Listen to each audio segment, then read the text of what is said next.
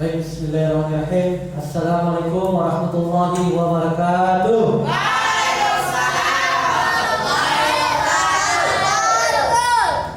Alhamdulillahilladzi nahmaduhu wa nasta'inuhu wa nastaghfiruh wa na'udzu billahi min shururi anfusina wa min sayyiati a'malina. Man yahdihillahu fala mudilla lahu wa man yudlil fala hadiya lahu. Asyhadu an la ilaha illallah wa asyhadu anna Muhammadan abduhu wa rasuluhu, amma ba'd. Pertama-tama, mari kita selalu memanjatkan puji dan syukur kepada Allah Subhanahu wa taala yang senantiasa memberikan kita nikmat, kesehatan, kesempatan serta iman sehingga kita masih bersemangat, masih punya keinginan untuk belajar dan dipertemukan di tempat ini. Salam dan salawat atas Nabi Muhammad sallallahu alaihi wasallam. Allahumma shalli ala sayyidina Muhammad yang telah membawa kita dari zaman kejahilian, zaman kebodohan menuju zaman ilmu pengetahuan sampai zaman sekarang. Hadirin yang dirahmati Allah Subhanahu wa taala. Jadi seperti kegiatan biasanya di setiap menjelang buka puasa, kita akan selalu membahas tentang mengkaji tentang ilmuwan muslim, ya, ilmuwan muslim. Nah, silakan perhatikan pada layar di samping. Ada yang kenal? Ada yang kenal? Hah? Siapa? Al-Hayat. Yang lain? Al-Zahrawi. Beliau adalah ilmuwan muslim, ya. Nah, Al-Zahrawi ini berfokus keilmuannya ke bidang apa? Kedokteran. Ya, jadi Al-Zahrawi adalah salah satu ilmuwan muslim yang keilmuannya berfokus pada bidang kedokteran. Nah, Al-Zahrawi itu memiliki nama panjang atau nama lengkap Abu Al-Qasim Al-Zahrawi, ya. Itu adalah nama muslimnya, Abu Al-Qasim Al-Zahrawi. Sedangkan di Eropa atau khususnya di Spanyol, Al-Zahrawi dikenal dengan nama Abul Qasis.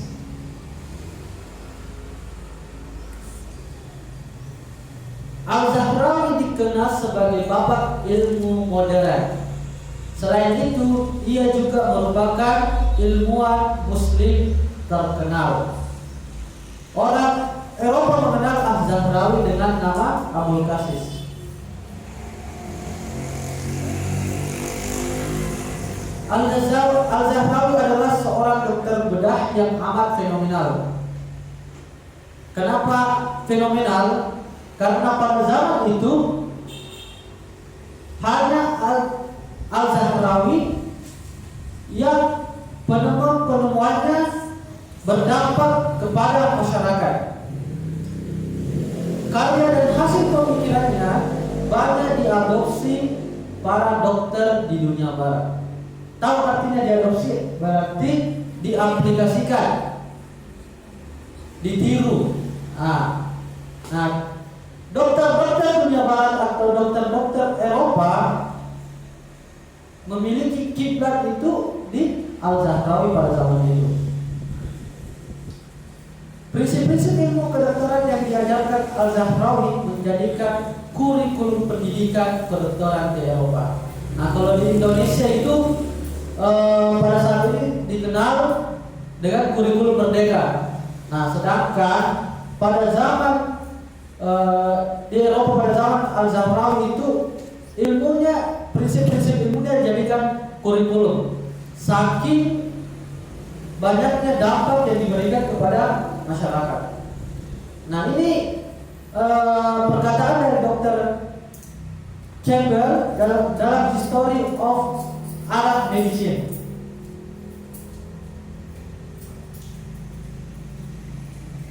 Jadi Al-Zahrawi itu adalah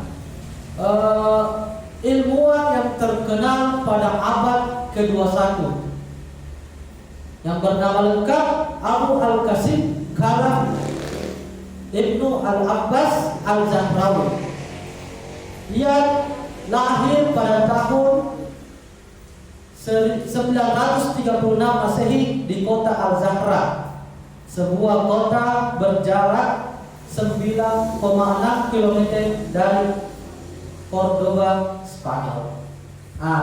Jadi Al-Zahrawi adalah ilmuwan muslim yang lahir di benua Eropa. Di benua Eropa, tepatnya di Spanyol. Al-Zahrawi merupakan keturunan Arab Ansar, menetap di Spanyol, di kota Cordoba. Inilah dia menimba ilmu, mengajarkan ilmu kedokteran, mengobati masyarakat serta mengembangkan ilmu bedah bahkan hingga wafat. Jadi Al-Zahrawi itu mendedikasikan usianya pada dunia kedokteran, khususnya di dunia bedah. Itu kenapa Al-Zahrawi dikatakan sebagai bapak bedah dunia, ya. Karena pada dasarnya Al-Zahrawi yang menemukan teknik-teknik bedah, bahkan alat-alat yang digunakan dokter-dokter bedah sampai sekarang. Oke, sekarang kita masuk di masa kecil Al-Zahrawi. Kisah masa kecilnya tak banyak terungkap, sebab tanah kelahirannya Al-Zahra dijarah dan dihancurkan.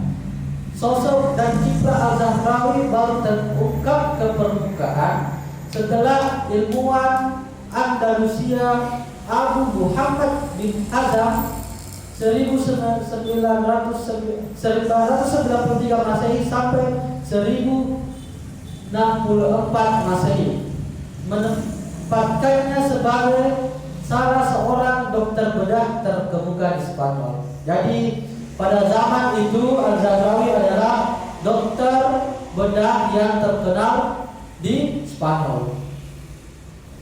Sejarah hidup alias biografinya baru muncul dalam Al-Humadis Jadwat Al-Muktabis yang baru rampung setelah 6 dasawarsa kematiannya. Al-Zahrawi mendedikasikan separuh abad masa hidupnya untuk mempraktik dan mengajarkan ilmu kedokteran. Jadi pada masa hidupnya Al-Zahrawi itu dia mendedikasikan, mengabdikan hidupnya untuk mengobati orang, melakukan operasi serta mengajarkan ilmunya ke junior-juniornya atau muridnya. Nah, pada zamannya Al-Zahrawi dikenal sebagai dokter paling jenius di zamannya. Nah, sebagai dokter termasyhur, Al-Zahrawi pun diangkat menjadi dokter istana pada era kekhalifahan Al-Hakam kedua di Andalusia. Berbeda dengan ilmu muslim kebanyakan, Al-Zahrawi tak terlalu banyak melakukan perjalanan. Artinya pada masa hidupnya Al-Zahrawi itu tidak melakukan musafir, tidak melakukan perjalanan ke daerah-daerah yang lain. Dia hanya mengabdi ke tempat tinggalnya itu di Cordoba, Spanyol. Dia mendedikasikan hidupnya untuk mengobati serta mengajarkan ilmu kedokteran. Ia lebih banyak mendedikasikan hidupnya untuk merawat korban kecelakaan serta korban perang. Para dokter di zamannya mengakui Al-Zahrawi adalah dokter yang jenius, terutama di bidang bedah. Jasanya dalam mengembangkan ilmu kedokteran sungguh sangat besar. Jadi Al-Zahrawi itu dicap sebagai ilmuwan muslim yang jenius dalam bidang kedokteran, khususnya di bidang bedah. Pernah dengar kata bedah?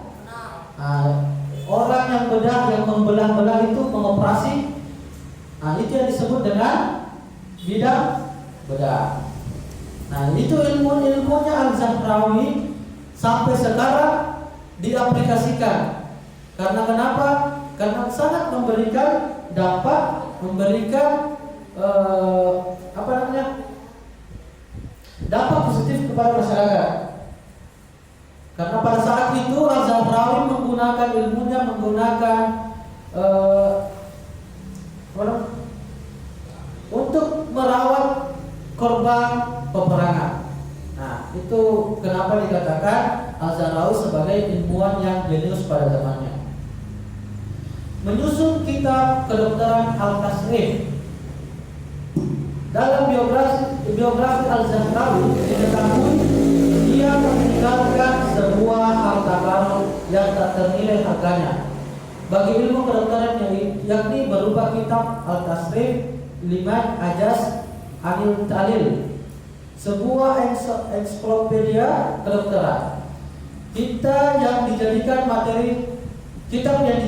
materi sekolah kedokteran di Eropa itu terdiri dari 3 volume atau 30 volume atau 30 bab.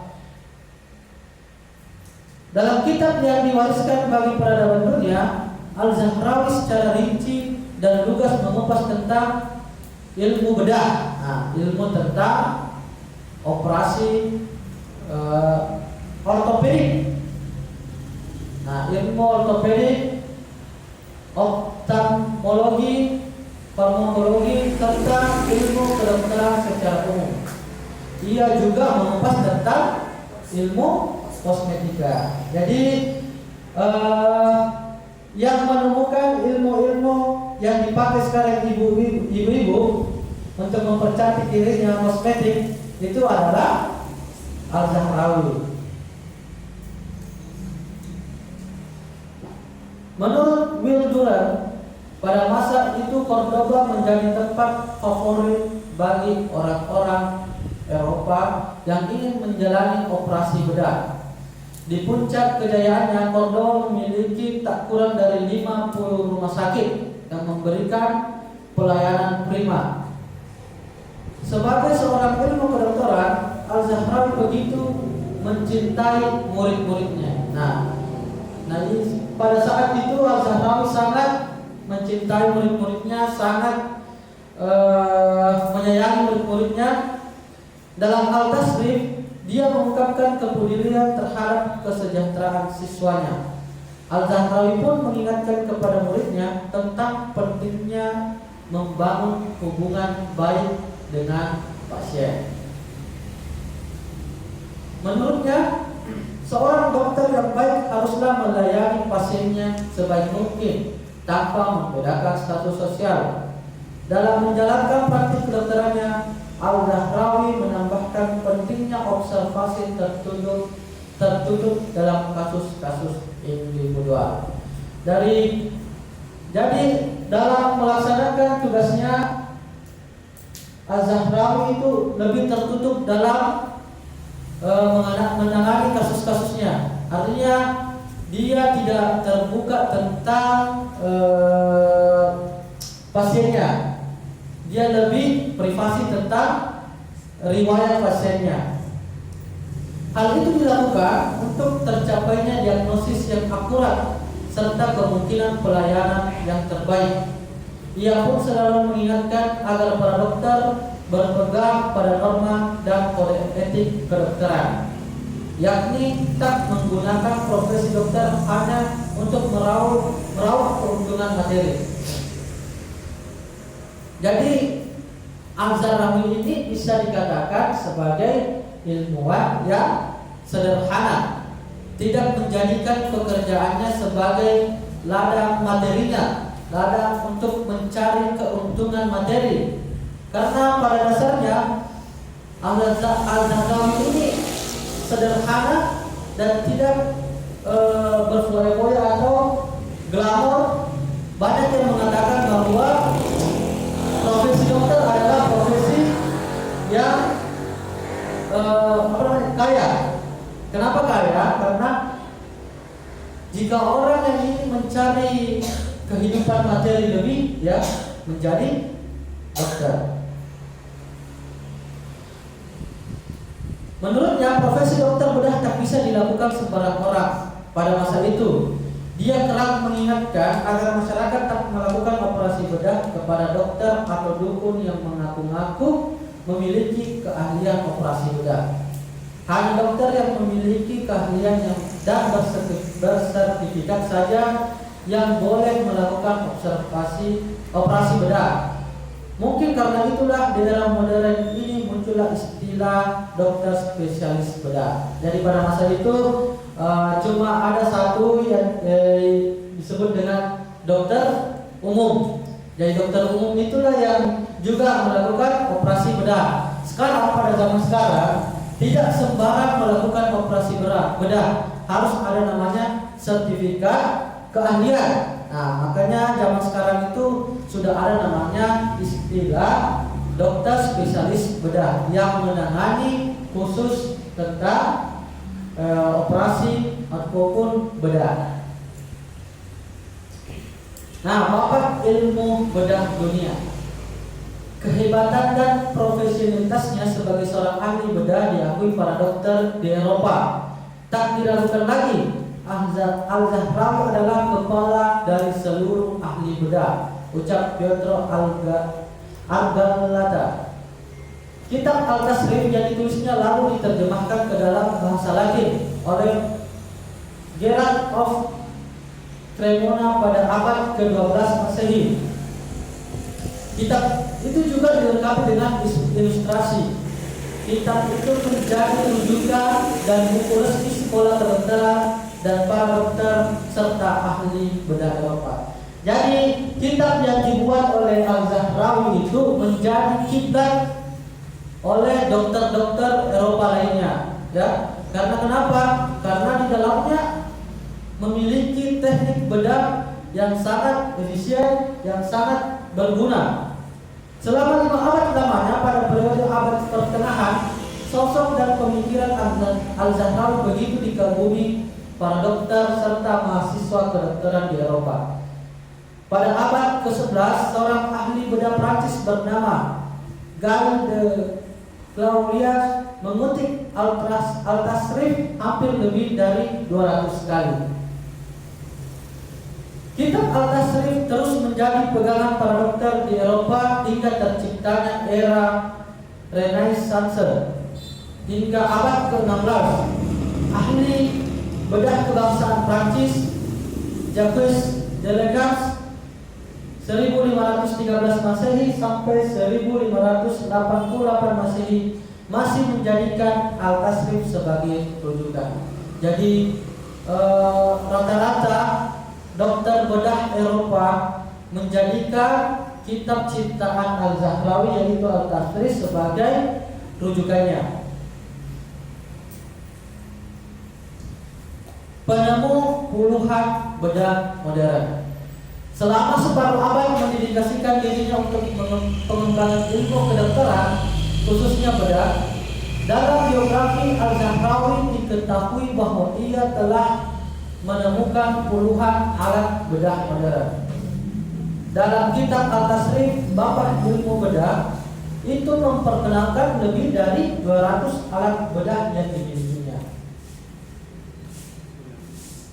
Jadi Al-Zahrawi memperkenalkan 200 alat bedah yang dimilikinya. Di antara ratusan koleksi alat bedah yang dipunyainya, ternyata banyak peralatan yang tak pernah digunakan oleh ahli bedah sebelumnya. Jadi banyak alat-alat yang diciptakan oleh Al-Zahrawi yang tidak pernah digunakan oleh ahli bedah sebelumnya. Menurut catatan, selama karirnya Al-Zahrawi telah menemukan 26 peralatan bedah. Salah satu alat bedah yang ditemukan dan digunakan Al-Zahrawi adalah catgut. Alat yang digunakan untuk menjahit bagian dalam itu hingga kini masih digunakan ilmu bedah modern. Pernah lihat orang robek dagingnya? Itu bukan sembarang alat jahit yang digunakan, ya. Bukan sembarang alat jahit, bukan benang yang biasa digunakan untuk menjahit kain, bukan. Jadi ada memang alatnya yang disebut dengan catur. Alat yang digambarkan dalam kitab Al-Tasrif, ia juga memperkenalkan penggunaan ligatur, benang pengikat luka, untuk mengontrol pendarahan arteri.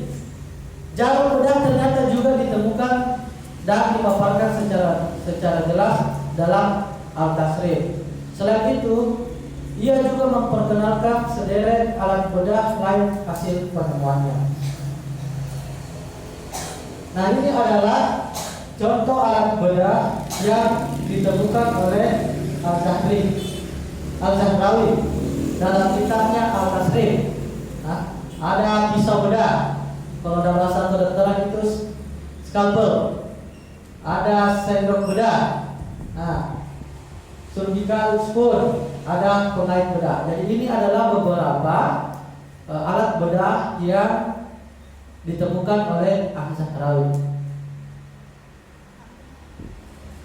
Jadi beberapa karakter dan nilai yang dapat dicontoh dari ilmuwan Al-Zahrawi, antara lain inovasi dan kreativitas. Jadi Al-Zahrawi pada zaman itu sering berinovasi, sering melakukan hal-hal yang baru, serta memiliki kreativitas yang tinggi, memiliki ide-ide yang banyak sehingga dikatakan berinovasi dan kreativitas.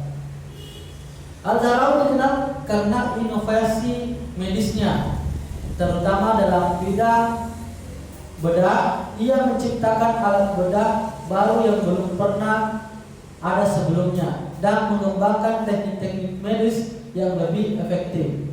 Kemampuannya berpikir kreatif dan menciptakan solusi baru untuk masalah medis adalah contoh penting dari inovasi.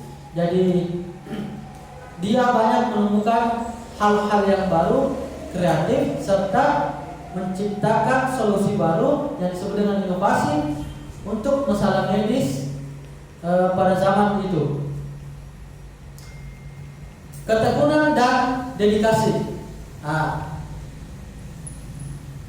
Al-Zahrawi menghabiskan banyak waktu dan energi untuk mempelajari dan memajukan bidang kedokteran. Dedikasinya terhadap pekerjaan medisnya menunjukkan pentingnya ketekunan dalam mengejar ilmu pengembangan profesional. Jadi pada saat itu Al-Zahrawi memiliki sifat yang tekun dan berdedikasi tinggi pada pekerjaannya. Ketiga, kemampuan untuk mengembangkan pengetahuan. Al-Zahrawi menggabungkan pengetahuan medis dari berbagai tradisi, termasuk Yunani, Romawi, dan Persia, untuk menciptakan pendekatan yang lebih komprehensif terhadap pengobatan dan bedah.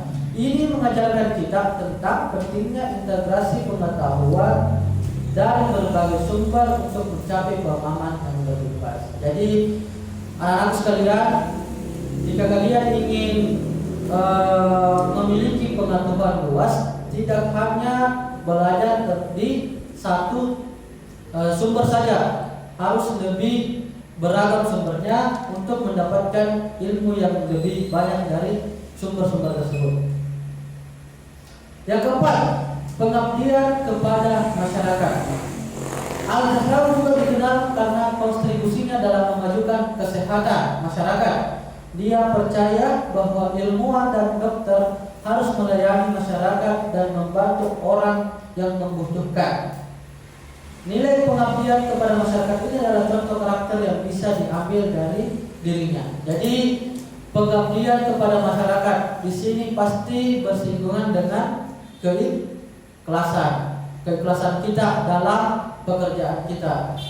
Al-Zahrawi tidak berharap bayaran yang lebih, tidak berharap bayaran yang banyak. Dia hanya mendedikasikan, mengaplikasikan ilmu yang dia dapat kepada masyarakat, sehingga kita harus selalu ikhlas dalam setiap pekerjaan yang kita lakukan. Berikutnya keahlian dan keterampilan praktis. Sebagai seorang ahli bedah, Al-Zahrawi menunjukkan pentingnya keterampilan praktis yang mendalam dan pemahaman teknis dalam profesinya. Keahlian dalam bidang bedah tetap menjadi rujukan dalam dunia medis selama berabad-abad setelahnya. Jadi walaupun Al-Zahrawi sudah wafat, walaupun telah meninggal, tetapi ilmunya masih digunakan sampai sekarang. Nah, itu pentingnya ilmu. Walaupun itu menjadi amal jariahnya sebagai ilmuwan, khususnya di bidang kedokteran. Terakhir, kemandirian dalam penelitian. Al-Zahrawi adalah seorang peneliti yang mandiri. Dia menulis buku Al-Tasrif yang menjadi referensi penting dalam dunia kedokteran selama berabad-abad. Kemampuannya untuk melakukan riset yang mendalam dan sistematis adalah contoh penting bagi ilmuwan masa kini. Jadi itu adalah beberapa nilai atau karakter yang bisa dicontohkan dari Al-Zahrawi. Yang pertama itu inovasi dan kreatif, kedua ketekunan dan dedikasi, ketiga kemampuan untuk mengembangkan pengetahuan, artinya dia tidak bosan untuk belajar, dia rajin belajar, menyerap ilmu-ilmu baru. Keempat, pengabdian kepada masyarakat, dia ikhlas untuk mengabdikan ilmunya ke masyarakat tanpa mengharapkan bayaran dari masyarakat. Yang kelima, keahlian dan keterampilan praktis. Yang keenam, kemandirian dan penelitian. Jadi itu adalah biografi singkat tentang Al-Zahrawi, ilmuwan muslim dalam bidang kedokteran, khususnya bidang bedah.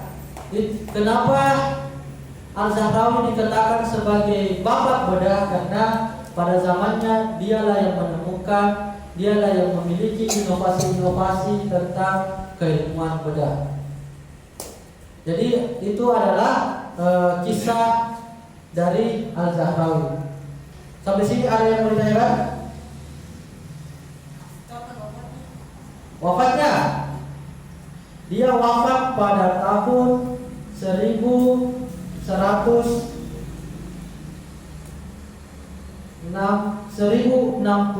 Masehi.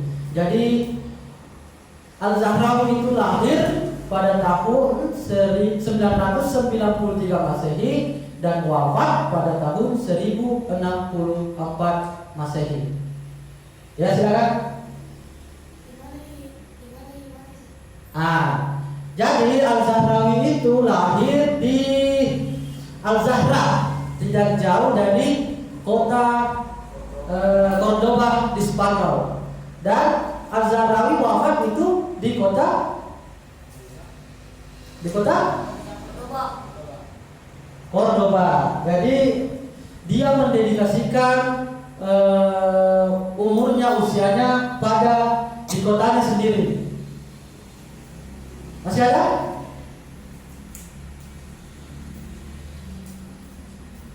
Oke, kalau tidak ada, mungkin cukup sekian dari kajian kita pada sore hari ini.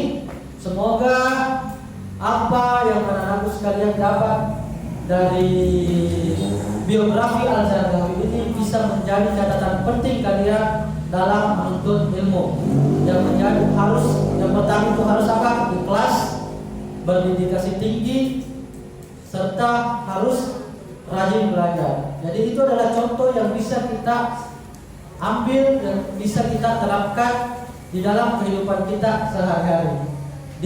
Dari ilmuwan muslim Al-Zahrawi dalam bidang kedokteran.